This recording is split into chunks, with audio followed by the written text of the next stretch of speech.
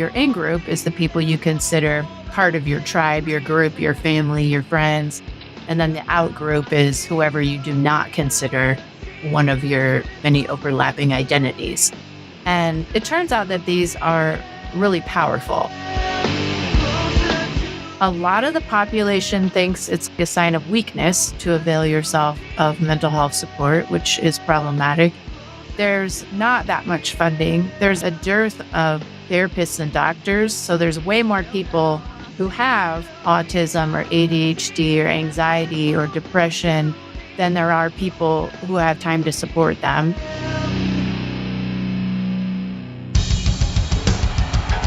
I refer often to Martin Luther King in the context of the civil rights movement. He said, "I have no time for the tranquilizing drug of gradualism and incrementalism."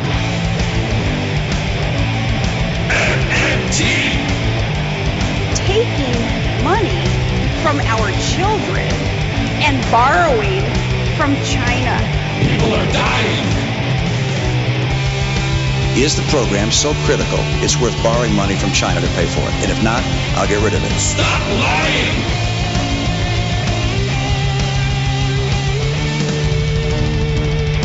I want the truth!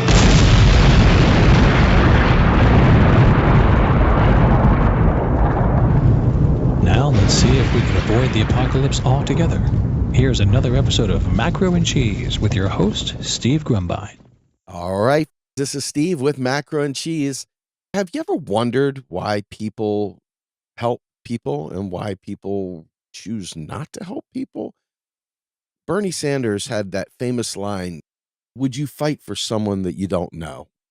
These really great quotes that carried the campaign through. And I think a lot of us that were part of that movement bought into those ideas. But as Bernie vanished and went his own way and we went ours, that altruistic urge to help one another, to fight for each other, to have student debt canceled, to have the environment taken care of, to provide health care for all, people get excited for a minute, they're gone, and then they vote very strangely. They concern themselves with issues that don't seem aligned with the values you once had. And so I've been very frustrated with the buy-in for not only modern monetary theory. Once you understand the government as a currency issuer, you know that the government can do all these things, and yet it doesn't. So a book was recommended to me, and that book was called The Altruistic Urge. And I really got excited about this thing, The Altruistic Urge. The subtitle, which is even more poignant, is Why We're Driven to Help Others. And the author, Stephanie Preston, is going to be my guest today. Stephanie Preston is a professor of psychology at the University of Michigan. She earned her master's and PhD degrees in behavioral neuroscience at the University of California at Berkeley, followed by a postdoctoral fellowship in the Department of Neurology at the University of Iowa College of Medicine. She's been a faculty member at ULM since 2005. She uses an interdisciplinary approach to examine how the brain evolved to guide decisions through emotions in a variety of domains, including to feel empathy, offer altruistic help, support the environment, and to consume and keep material goods. So without further ado, let me bring on my guests. Dr. Stephanie Preston, welcome to the show. Hi, thanks for having me. Your book was over my head. I listened to it. I tried to check other shows out. And interestingly enough, when you're talking to lay people, the conversion from the more theoretical base translates very well. It was much easier to understand. I was able to put a lot of the stuff together, but I still have so many questions. Why don't we just start off with an overview of what the altruistic urge is and what this book was about? Okay, sure. So the altruistic urge describes a way in which mammals that care for their offspring for a long time after birth develop a neural system that's highly attuned to others' needs and distress and responds with action in particular types of situations. So in the book, I describe this animal model where A rodent, it could be a female or a male or an unmated individual, can be listening to the ultrasonic cries of a pup, like a newborn rodent who is distressed and separated from the nest and in danger of predation. And then they rush over and pick up the pup in their mouth and return it to the nest where it's safe. And under the right conditions, if a female is primed by the hormones of pregnancy or a male is habituated to the pups, they have this indefatigable effort. They'll just continually pick up pup after pup after pup. And it's supposed to reflect this idea in which we don't habituate to this intense need when we know what to do and it's an urgent situation that requires immediate response. And especially when there's these signs of distress that are really salient to us. So if you apply that to people, when we hear somebody cry out in pain, our attention is immediately directed towards it. And if we know the individual, we know the response, if they need immediate help, people usually actually do help. But on the other hand, there are a lot of times we all know where we don't help. The conditions of an offspring needing aid map onto when we do and don't help in the real world, because in your brain, you don't just have an altruistic urge, you have a sort of opponent neural circuit that approaches and avoids. And then one of the circuits is more likely to be active depending on the situation. So when you know what to do, when it's obviously urgent, when it's immediate and you're present and there's distress and vulnerability, then people usually do respond. But unfortunately, a lot of situations that plague us aren't like that. And so the book is kind of describing that gap and the features that associate with the urge to help, which is a great thing, strongly embedded in our bodies and our brains, versus the apathy that's also been described in psychology, which was regrettable, but has some adaptive features in evolution as well. As I was listening to your book, one of the things that jumped out at me was we're given to help people that are like us, whether it be have the same color skin as we do or the same historical reference or maybe went to the same school. There's an affinity that we are attracted to. And what do you suppose drives that? You're my tribe, I'm going to help you. Well, you pinpointed one of the most profound and alarming effects in this area of research, which they call it the in-group versus out-group effects. So your in-group is the people you consider part of your tribe, your group, your family, your friends. And then the out-group is whoever you do not consider one of your many overlapping identities. And it turns out that these are really powerful. And it's not just post hoc human rationalizing, well, I want to support my own people and therefore I'm going to direct my resources this way.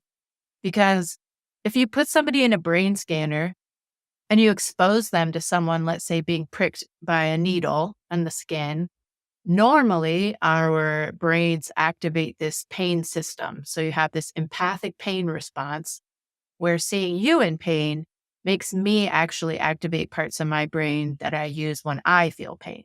So it provides this immediate empathic ability to understand another person's pain, which is also motivating. Because if I can even just experience a little piece of what it must be like to feel this bad experience, I'll be motivated to do something about it. So that's another one of these evolved mechanisms in your brain that's very adaptive. But it turns out this response is much lower if the person in pain is from an outgroup. And you can create outgroups in a variety of ways, like you have just said. For example, race is one way that we commonly think of in and out group in America. But you can even just say, if you're in the UK, well, they support a different football team. Or if you're in America, you could say they go to the rival school. Or you can even in psychology create immediate groups where you just bring 20 people into the lab and they say, you're the red team. And they say the other 10 are the blue team. and you're going to compete on this game. And then you instantly reclassify these people. And I think it's alarming because in psychology, a lot of effects are actually small. You need a lot of people to demonstrate them, and they're not actually of practical importance. You're not going to base a policy decision based on a decimal change in some value. But these effects in the brain of the outgroup diminishment of empathy are actually pretty large, which is concerning. So it's almost like at a really intuitive, automatic, and perceptual level, you are not attending to these individuals in the outgroup in the same way, and you're not as concerned and feeling interdependent with their welfare. So I think attention is probably one really big factor. But when you have a long time to deliberate and think about it, you can bring all these other factors into play, save the stuff for the people like me. Because of this intuitive empathic response, anybody who you're familiar with or similar to is easier to map onto your neural substrates for how you think about yourself. And so the way you look and its familiarity or its similarity to all the other faces I've seen in the past 50 years, that is embedded in my brain as representations of what people are and what their pain is like and what it's like to feel bad for them and to commune with them. And so all of this rich history of experience is embedded in your brain and therefore limits who you're going to feel empathy for and enhances empathy for people like you, which evolutionarily is pretty adaptive. If you think about tribes who are warring and there's limited resources and one has to defeat the other, our ability to cooperate and help the people from our group probably helped the more cooperative group survive, they believe. The economists believe that. Ernst Fair is an example of a neuroeconomist who writes a lot about this. So in theory, it's an adaptive neural response, but it's really not good in a global economy where we want to be helping all kinds of people. Right. One of the things that in this particular country, and we'll look at the US and the rest of the world has a little bit different experience with this, but specifically targeting the US, we've lost any sense of class consciousness in this nation. The vaunted working class, which was people that work for a paycheck, versus those who have money and are not living in that realm. And then other minor classes like the petty bourgeois. These groups have largely been dissolved. We just don't see each other in that realm. And if you're attacked, and you can see it through the stock market and the Federal Reserve and interest rate hikes and a host of other things, which academics such as Claire Mattei have written and called the Trinity of Austerity. These are tools of class war that many of us are oblivious to. And you're not in an economic world, you're a psychologist. So some of these concepts may not be aligned, but they're interdisciplinary. We're trying to understand how your great work maps to some of the political work and some of the organizing work and the economic work that we do. The people that have money, that are living well, they frequently brush off concerns that the people that are not doing as well are suffering through, and they don't hear each other, and there's not that urgency, that need to rectify or make whole the people that are suffering. And so how do we create this altruistic urge within a class environment, class being a construct of organizing and viewing and categorizing people? How do we make folks see themselves within a class? And how do we help them see others within that class as that affinity group that we would like them to have that altruistic urge for? Well, obviously, there's a lot going on there. Yes. But we have some answers, and then there's some unanswerables in there. So I think of the concept of meritocracy, which we're studying in our lab with a grad student, Tanner Nichols.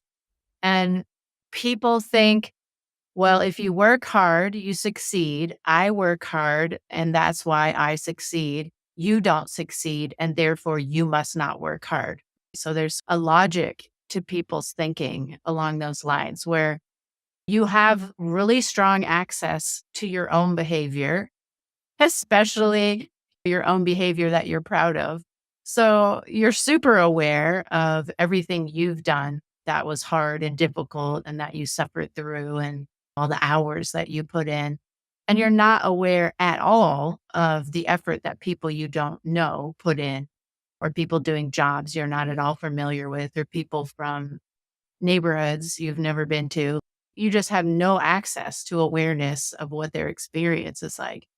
And so people just make these blithe assumptions. And then political rancor supports these ideas. And so people are very astute when they're coming up with these political campaigns at painting people in poverty or immigrants or people of color as trying to get a free lunch or trying to come over here and take your jobs. They know exactly what will turn you against those individuals without providing you any access to what it's like to be in their shoes. And so empathy, as we said, rests upon this idea of experience with the other in their shoes, familiarity, kinship, collaboration. It rests on all these things that are just completely lacking in a situation like that. And the more inequality there is, the more separation there is among these individuals. They're not even riding on the same airplane. There's some individuals making decisions for all of us riding in a jet. And well, what's wrong with those people? Why don't they just move across the country and take another job? Get on it. That is a mindset. Looking at Ayn Rand's objectivism, and a lot of this makers and takers stuff is being pumped down people's throats. All right. There are some that are deserving and some that are not. You're lazy. Why don't you just pick up and move your family away from 50 years of living in an area and just go where the jobs are? It's a mindset that I don't believe is natural. I feel like it's being manufactured through propaganda and preying on some of the worst of our instincts. What are your thoughts on that? I think people who develop propaganda and people in marketing are incredibly astute. They know what will resonate with people and the way people tend to think. So if you have no knowledge otherwise that people are working their buns off and they are really reliant upon their family support system, if you have no knowledge of what a life is like that, then it's very easy to receive those messages and think they're accurate. You have no access to information that would tell you otherwise. And you don't really have a motivation to want to know. That's the problem here. In psychology, we can think of a lot of ways to solve this problem. For example, if you spend a lot of time with people in situations other than your own, they're not unfamiliar. They become familiar. You become knowledgeable about what their lives are like. But it's not the lab. I can't put you in a condition just because I know it would make you more empathic and understanding. So I love that show, Undercover Boss, where the boss goes and works inside his own company without telling anybody. I don't know the show, but that sounds fantastic. Oh, it's the best. And so the CEO will go and work in the warehouse or in the franchise restaurant and just see how freaking hard the job is of the people getting paid the least in the company. And almost without fail, the boss is changing their policies and their tactics and giving more support to these individuals and being more appreciative. But it took that sustained contact in the shoes, literally, of the people that are under them, which normally they have zero access to. They're in the top of a building somewhere in a skyscraper thousands of miles away. And so we know that would work. I'm recently interested in the idea of using fiction and art as a vehicle. People have their hackles up when somebody from the left tries to tell people from the right that they need to be more empathic. That's just team warfare, which I do not think works. So going on Twitter and blasting people as being fascist pigs is definitely not going to get them on your side. It's just going to make them believe you're more of an outgroup than you were before, and therefore less relevant and worthy of fighting against and undermining. I think it feels really good in the moment. You get that kind of in-group feeling of camaraderie and satisfaction. And most people are in their social media bubble. So 90% probably seeing it already believe in that view anyway, but it doesn't help the rhetoric that we have this kind of position. So I'm thinking Netflix has done a really good job of presenting us with films that describe lives of people we don't know anything about. And as an example, I saw that movie, The Swimmers, and it was about these two sisters who tried to leave their country, which was being bombed, and they were in Syria. Then they tried to cross the water on a boat, and people died as they do in these unsafe boats where you gave all your money to a coyote type of person. And you just learn about that experience and how horrible it is and how natural it would be to need to leave that situation. And I think it develops empathy for somebody like an immigrant trying to cross into the US from the southern border. You conceptualize them completely differently. So I think that's a possibility. The book clubs in Ann Arbor are all reading books about other people's lives that they don't have insight into and learning a lot about what other people's experiences are like in other countries and other classes and other social groups.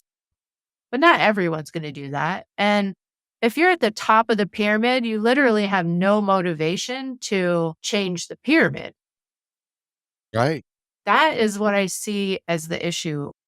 Basically, if corporations are people, then they can influence the voting process and the electoral process and the judicial selection and all of these things and the political action committee money. These things are undermining the democracy of it all. And I think the vast majority of people want there to be less inequality, but their voices aren't being properly heard through our current system of democracy.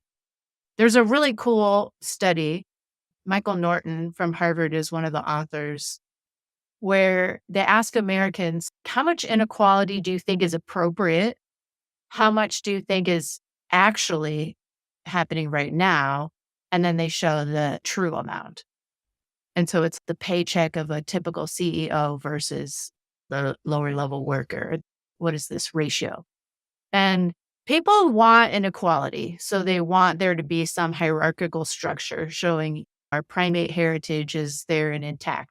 You want there to be dominance and subordinates and people who get paid more and people who get paid less. People don't want socialism, which is fine, whatever. But then they suggest the amount that they're willing, let's say it's like 2-to-1. And then let's say that the actual amount they think is 4-to-1. When in reality, it's 1,000 or 10,000 to 1. The graph is fascinating because they make like a spider web plot where in America, the actual amount is the outside edge of the spider web, and people's current estimates is basically still at the epicenter because you can't even see the distinction between what they think is appropriate versus current is so distant. It doesn't even show up on the graph. People are okay with inequality. They just literally don't understand or know the sheer magnitude of it. Yeah.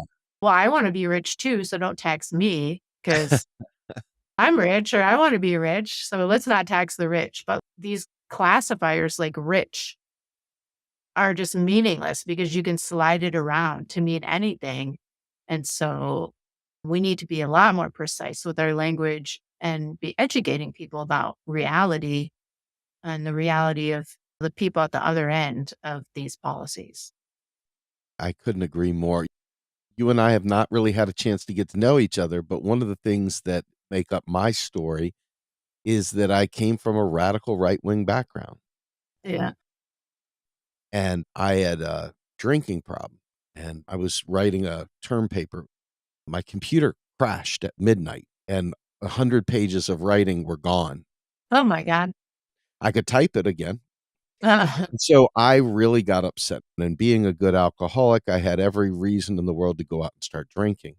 So at midnight, I decided to get in my car and go to a bar and get drunk. And I don't know, I did a bunch of stupid stuff. I think I bought some weed at the bar. And that night I was held in the jail cell. And then they put me into a holding cell with a bunch of other kids. And there were young black kids that were in that holding cell. And we're talking. And they said, "What are you in for?" And I said, "I don't know. I think I had an ounce or two of pot or whatever and got drugged." I had no idea I was in a blackout. And these kids look at me. I'm like, "What are you here for?" They said, "Oh, we had a joint and we're going to be held for the next couple weeks because they want us to be held until the court hearings." Oh God. So I'm freaking out because I've never been in trouble with the law like this before. So I'm sitting there. The commissioner pulls me back and says, "Okay, Mr. Grumbine, looks like you have a really good job and we're well educated. We've got a family here. We're going to go ahead and release you. Just don't make me look like a fool." So they Right. put me back in the cell. "How long you staying?" I said, "They're getting ready to release me." What? And that really fundamentally changed me. That was the beginning of my leftward drift. I had experienced the inequality firsthand for once. I paid attention. Right. I hate to think that someone has to go through that to have their Eyes opened. is that traditionally what it takes, or is there another way of getting people there? Because we're facing polycrises, we're facing climate crisis, we're facing massive deluge of student debt, and people just don't care. And they're like, I well, you shouldn't have gone to that school. ultimately, there's something missing in my analysis here. This seems like it's impossible to make a difference and move the needle. Yeah. I think if you think about our altruistic urge, one possibility of ways to bring people together without having them have their come to Jesus moment in a jail cell is people at all levels of the SES are involved in philanthropy in some ways. And so the uber rich are attending balls and they want to be seen and they want to be associated with some causes and they want a tax break, of course. And people in lower SES groups are participating in their church, and people are working at the soup kitchen, and people are working at the clothing donation and the school drive and the bake sale. So people actually enjoy altruism. So that's one of the benefits of this neural model is that it's rewarding, physiologically rewarding to help other people, especially if you can be participating in the moment with it. And so I think having philanthropies require or involve people of different strata is really important. So a new model of the nonprofit organization, for example, is not the white savior model, where you come in and you tell people how it's going to be done and you give the money and then you disappear. But a more participatory model where person with the money who wants things to be better for an out group, let's say, or an unfamiliar group says, well, what do you guys think is going to make your life better? How do you think we should structure this organization? What do you think your members are going to respond to? And how can we set this up so it's self supporting for you to be in charge?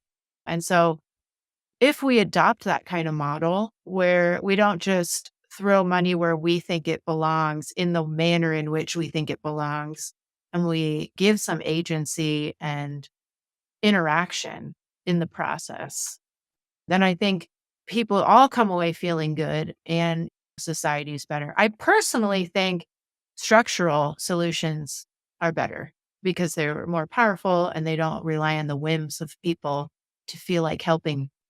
This year, I saw charitable donations went down for the first time in decades. But you don't have to rely on whims if you have a structural solution. But given our current economy, I think those kinds of shifts in the way charitable giving happens, I think would be really positive. And then one person who participates can go back to their community and say, oh, well, actually, it wasn't like that. whatever your impression is of these people is not what I encountered when I did my experience. So everyone doesn't have to do it. And people are prone to talk about their altruism, which is a good thing in this case. People always Right. denigrate that. Oh, God, why do you have to blab about that one time you were helpful? But it works in our favor in this case. So, as an example of both learning something from the experience and blabbing about it, I worked with my husband in a homeless shelter where you have to sleep overnight just to make sure everyone is okay and has what they need in a church. In Michigan, it's too cold to be outside certain weeks of the year, so they have warming shelters. And you go in with your preconceived notion of what these people are going to be like and what their life stories are like and what their behavior is like. And that's not at all what I found. People had all different kinds of stories and they were very relatable, and it was very easy to interact with people and understandable how they ended up in this situation. So your eyes can be opened quickly.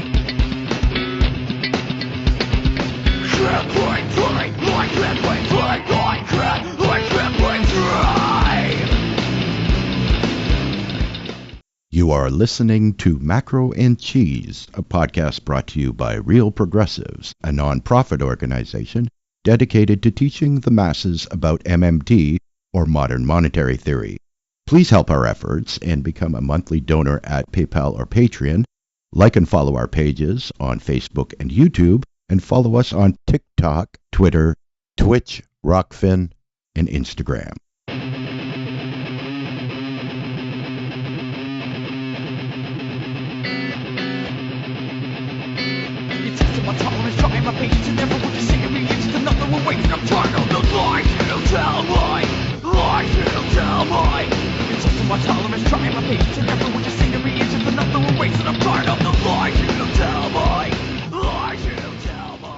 I was a deacon in a church in Washington, D.C., and Wow. I'm not a particularly religious person, by the way, but my coming to sobriety brought about a spiritual element.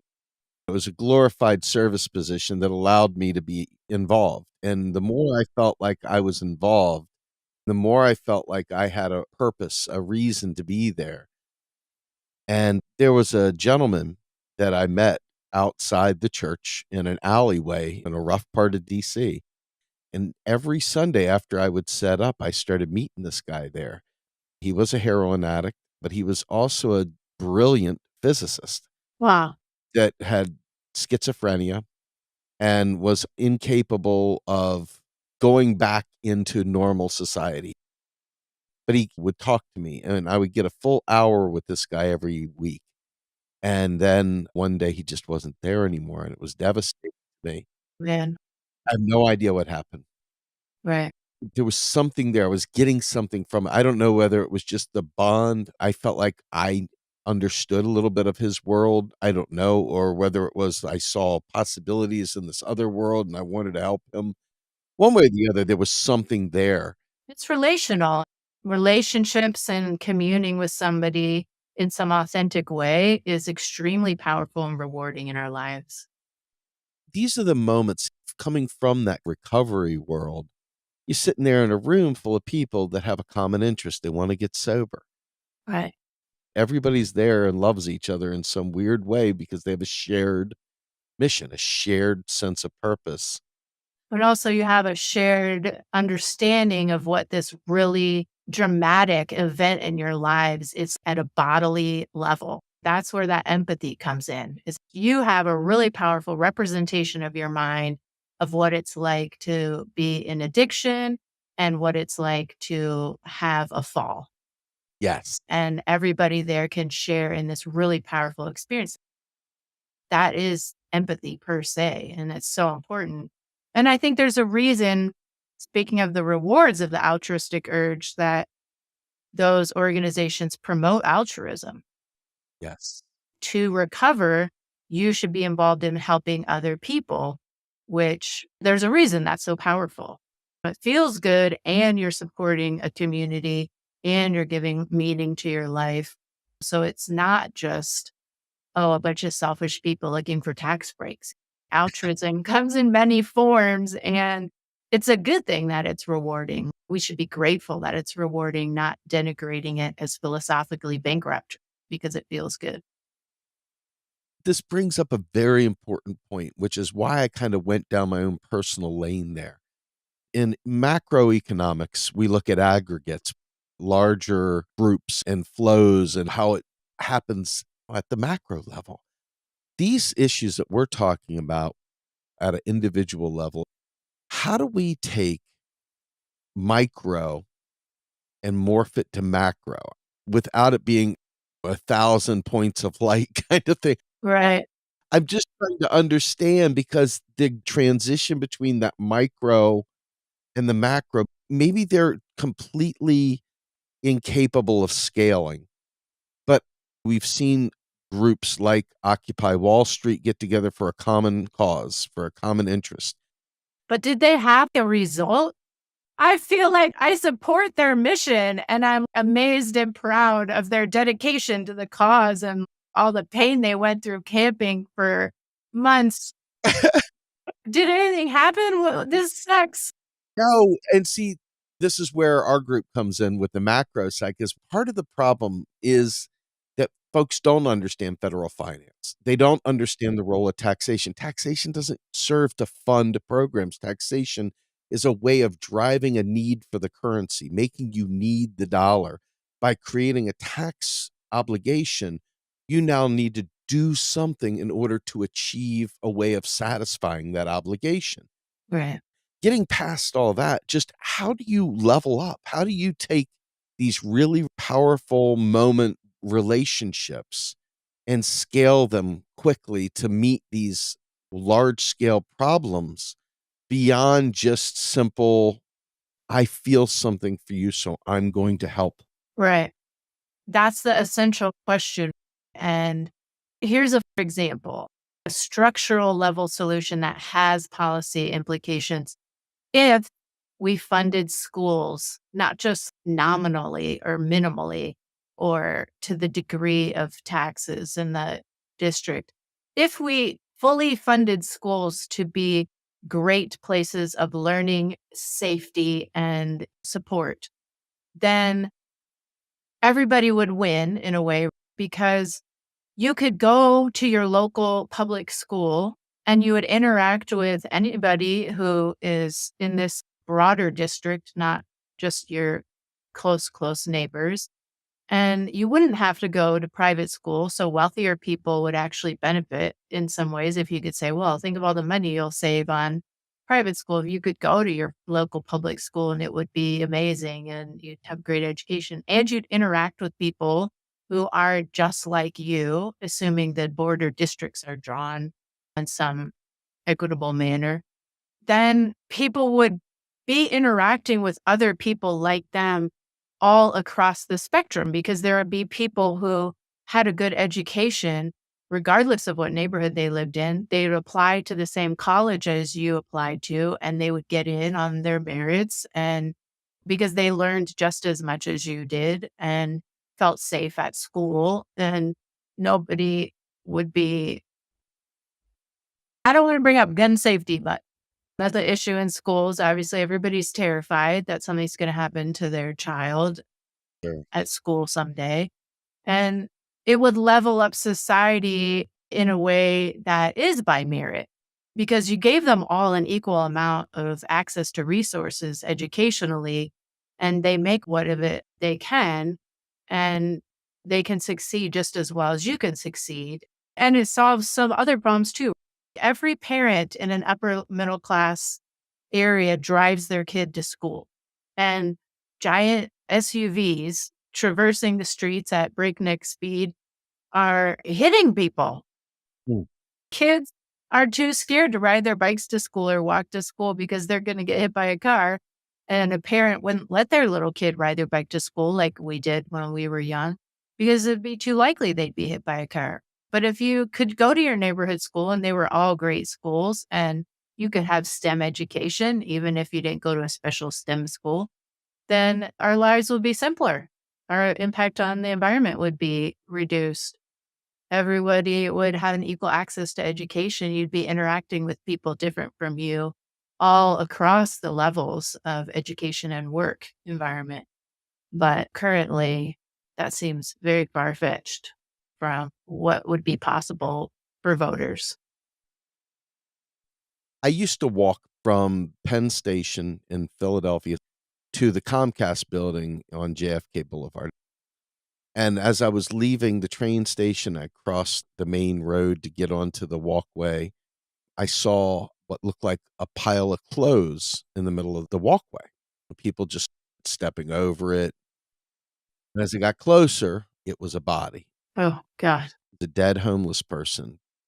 I'm the guy that calls the police and says, "There's a dead body here." It was freezing, and this person had died of hypothermia. Right. That devastated me. I still can remember it like it was 5 seconds ago. Right. What about that kind of environment allows people to just step over one another like that? And I think this and the empathy and the climate change apathy all stem from this same confluence of unfortunate factors where you don't really feel empowered to do anything. You don't really feel like you know what to do. You feel like there must be somebody else who knows what's going on, who will take care of it. And your own focus is myopic because of your stress. You got to go give the report at the shiny building. You're worried about that and you don't want to be late. And so people under stress, even in experiments in psychology, if you say you need to take this piece of paper from here to there, and people feel like instructed to take a path, they won't stop to help the big wounded individual in the experiment.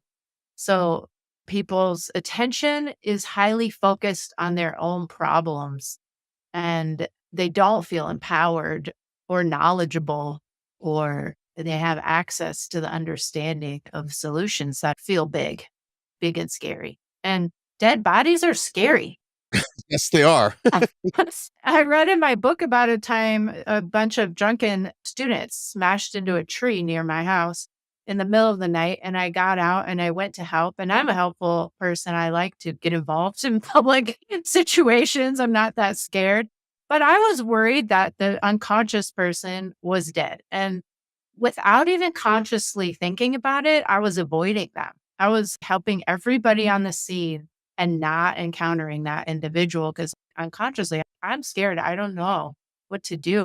It will feel yucky. And what if I make it worse? And let's wait for the medics to arrive and they're professionals.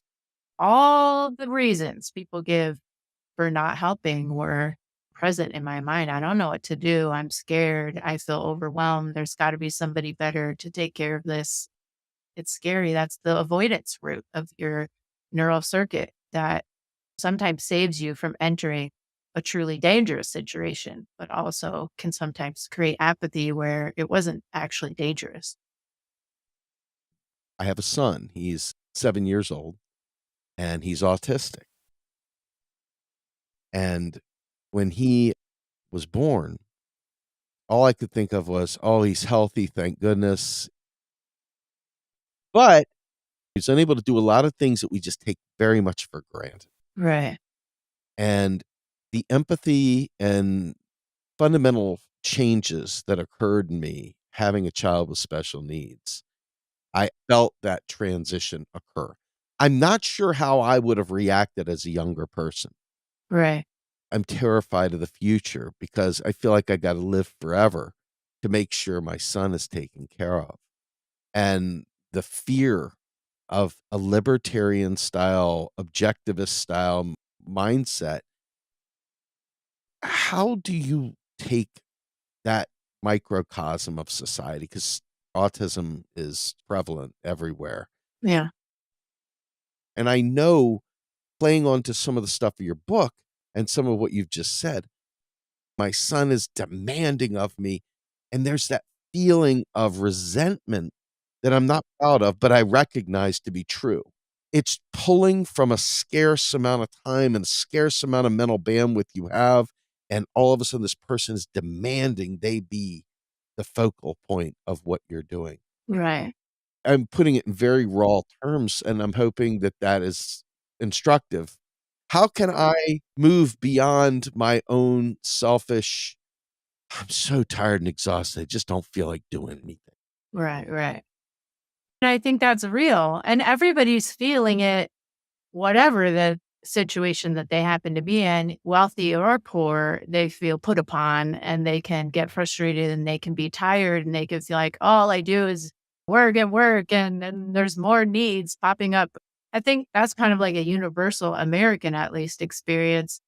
And it reflects back to your experience as the deacon, where another structural factor is mental health care. We have terrible access to mental health resources. A lot of the population thinks it's a sign of weakness to avail yourself of mental health support, which is problematic. There's not that much funding. There's a dearth of therapists and doctors. So there's way more people who have autism or ADHD or anxiety or depression than there are people who have time to support them. They legislate rules that limit the number and limit how easy it is to get access to care.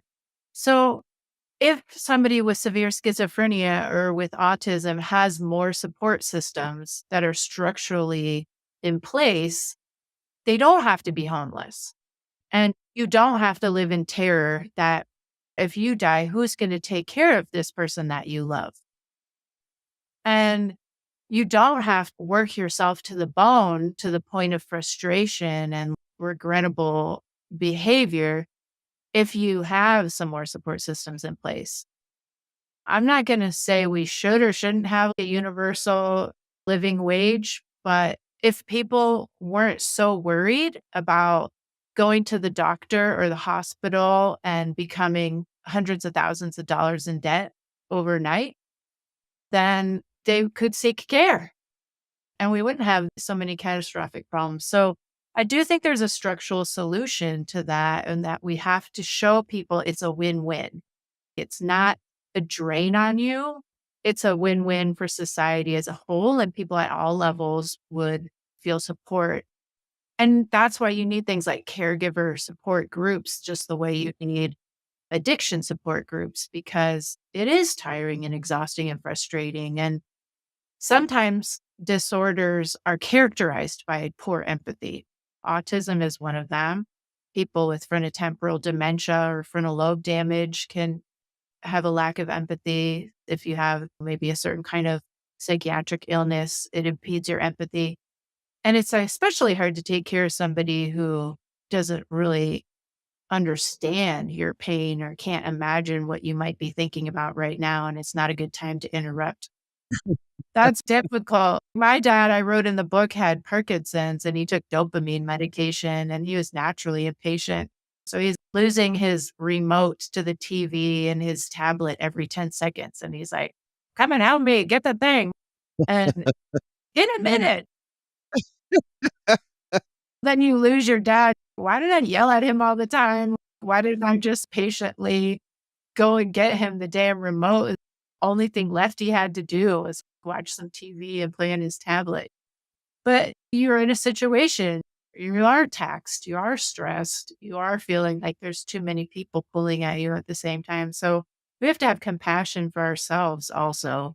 That's one of those types of meditation I think is really cool, the compassion focused. Sure.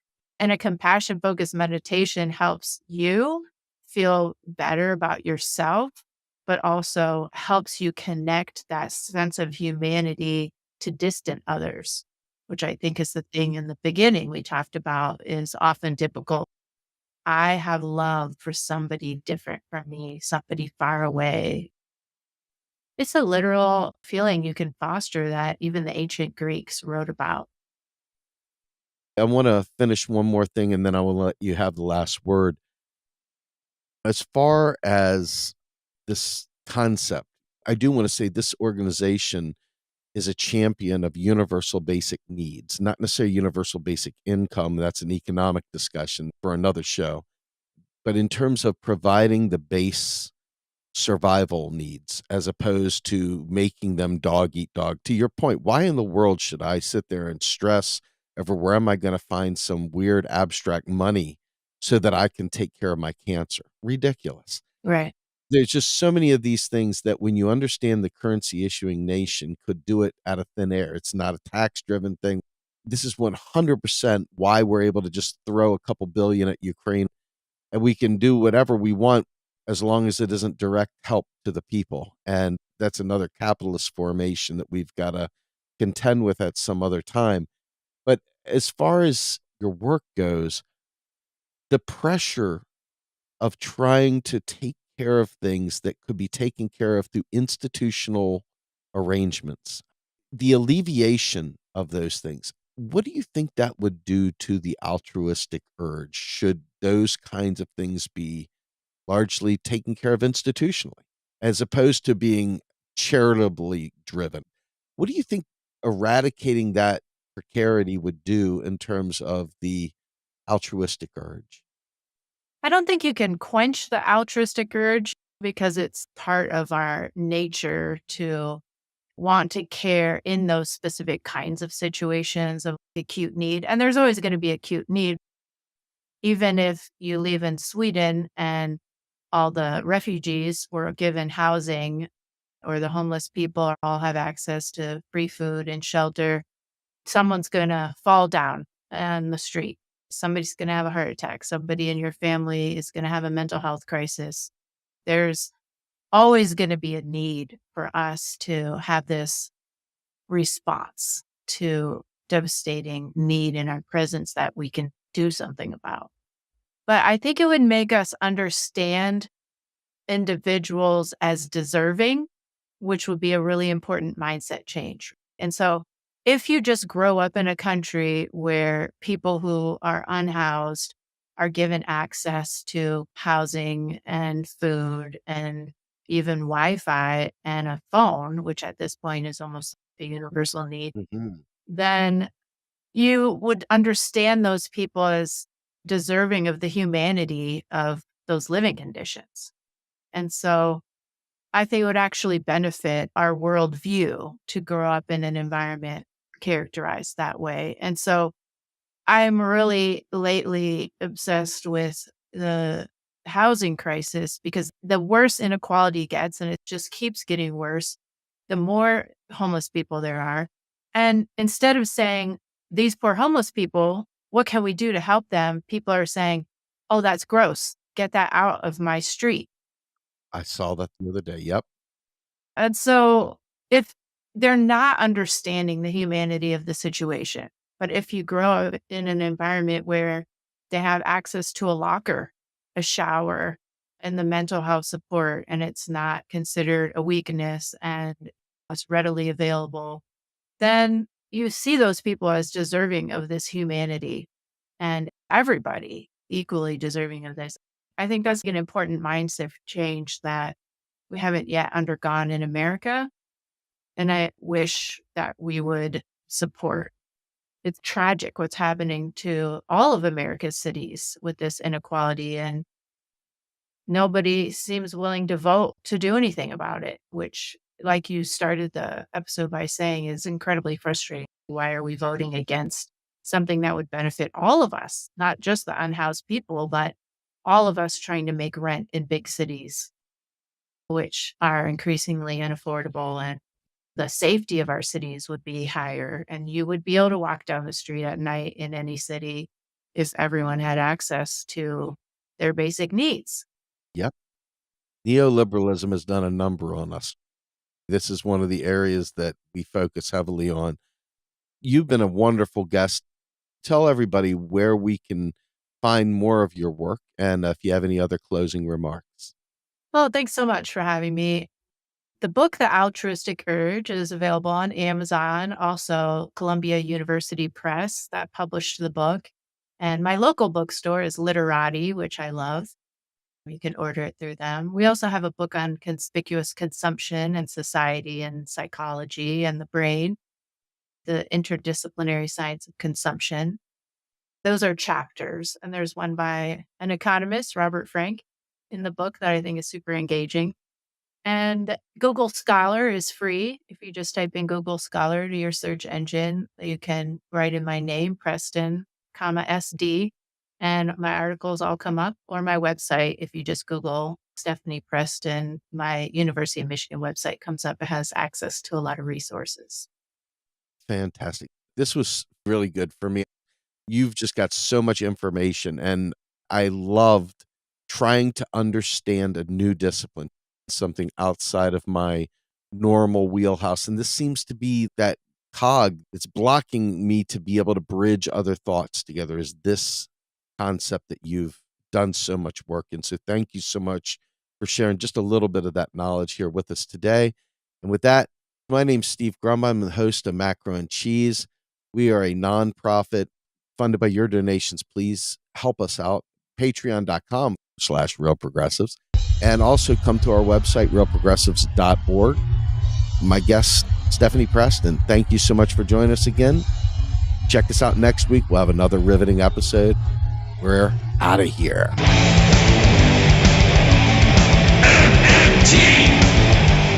Macro and Cheese is produced by Andy Kennedy. Descriptive writing by Virginia Cox and promotional artwork by Andy Kennedy. Macro and Cheese is publicly funded by our Real Progressive Patreon account. If you would like to donate to Macro and Cheese, please visit patreon.com/realprogressives. I want the truth.